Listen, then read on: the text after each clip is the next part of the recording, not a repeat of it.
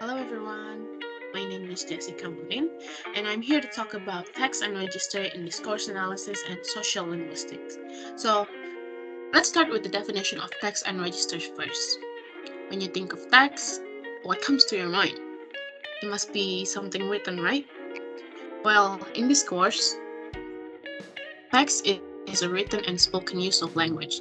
So text is not just words on paper, but it is also spoken words like conversation and dialogues. Now, whenever we talk about text, there will always be context. So context is any aspects that surrounds a text to help determine its meaning. In discourse, context encompasses a lot of things. And here we can see that context include 8 dimensions: substance, context, paralanguage, intertextuality, situation, participants, music and pictures, and function. However, today we will only focus on context of situation or situational context. Now, you may be wondering what is context of situation. So let's see here. Context of situation refers to the environment, time, and place in which the discourse occurs. So the discourse means text and context together. So context of situation refers to the environment, time, and place in which text and context occurs, and also the relationship between the participants. So if you are still confused about context of situation, let's look at this diagram. So here we have context of situation, which consists of field, mode, and tenor. And as you can see here, field, mode, and tenor are surrounding the text because they are context. Now, field, mode, and tenor together can also be called register. So context of situation is the same as register. And registers are functional varieties, which mean they function in different types of speech situation. So when you have different speech situation, you will have different registers. For example, the register of a conversation happening in a classroom between a student and a teacher is different with the register of a conversation happening at a cafe between two friends. Now, because registers are functional varieties, registers will also influence the language varieties based on its uses. So let's look deeper into register and the component of it. So in register, there is field, mode, and tenor. So field is the what. What is the subject matter or the topic? And what is going on or the activities?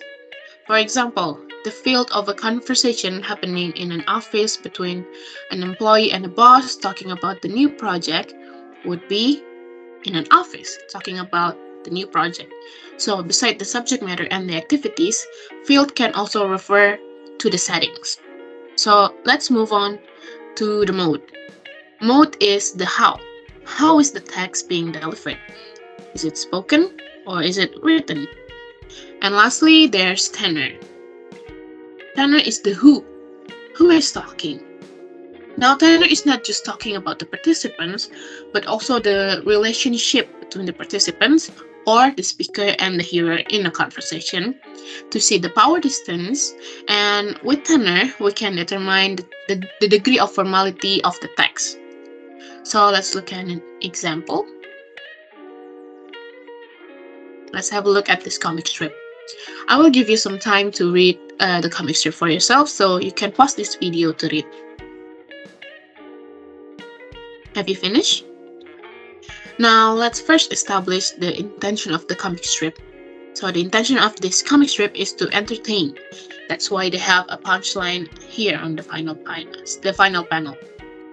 So the language varieties are not just influenced by the register, but also by the intention of the text. So keep that in mind. Now let's analyze the register of the comic strip. First, the field. The conversation between the characters happen in a military setting, and they are talking about the request made by the lieutenant to the soldier to deliver news. Now, because this is a comic strip, the mode is written as if it is spoken. But we can just write spoken because we imagine that the characters are the ones speaking, right? So the mode is spoken. And lastly, the tenor. The conversation in the comic strip happens between a lieutenant, a surgeon, and a soldier. So the tenor between the lieutenant and the soldier and the lieutenant with the surgeon is different because we have power distances. The lieutenant and the soldier have bigger power distances because of the gap in their ranks. You know, the lieutenant is higher in ranks than the soldier, while the lieutenant and the surgeon have lower power distance because they have lower gaps in their ranks. So we can assume they are closer in comparison to the soldier. Now, these power distances will influence the degree of formality, which is a part of the language variety. Now, how can we tell the degree of formality? So here we can see from the address forms how the characters address each other, basically. So the soldier addressed the lieutenant and the surgeon with sir, here, sir, and with their respective ranks, while the surgeon and the lieutenant address each other without the ranks, just names. And here we have plus B minus S and minus B plus S. So what does that mean?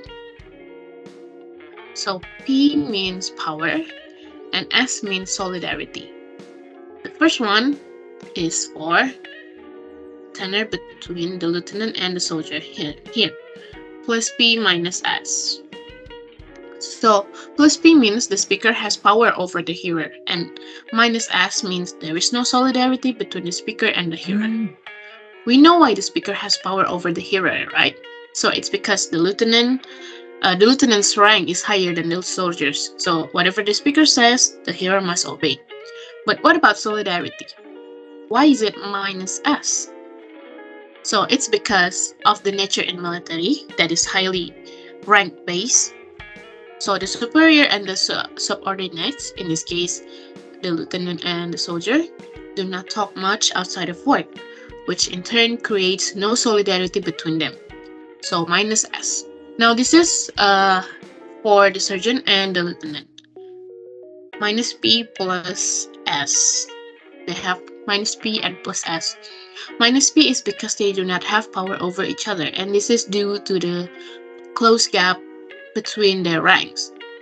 Plus P because plus S, because again the close gap in their ranks creates some sort of solidarity because they are closer to each other than with the soldier, because they probably talk more outside of work, right?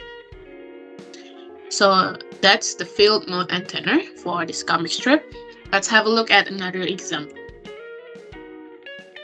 So here we have a similar comic strip. I will let you read it for yourself, so pause the video again to read. Now, if you are finished, let's analyze the register again. So, the conversation happened at home between a man and a woman, and the man is telling the woman about his new invention. So, the field would be at home, talking about the new invention. Now, the mode is the same as the previous comic strip. It is written as if spoken, so we just write spoken. Lastly, the tenor. From the conversation, we can tell that it is between husband and wife. And here we have minus P and plus S. So the speaker or the husband has no power over the hearer or the wife, because they are considered as equal. And there is solidarity because we can assume that they talk a lot and have something in common, so they can empathize with each other. So from the tenor, we can see how the degree of formality is different from the previous comic strip. Here, the husband used the address form honey, here in the first panel. And yeah, the husband used the address form honey to address his wife, and this is because the power distance between them is extremely low or even non-existent. So the degree of formality becomes intimate because of the tenor, while the degree of formality in the previous comic strip is formal. So yeah, we have that. And that's it from me for text and register. I hope what we have learned today can help enrich your knowledge about discourse analysis, and I'll see you in another topic. Thank you for watching. Don't forget to like and subscribe.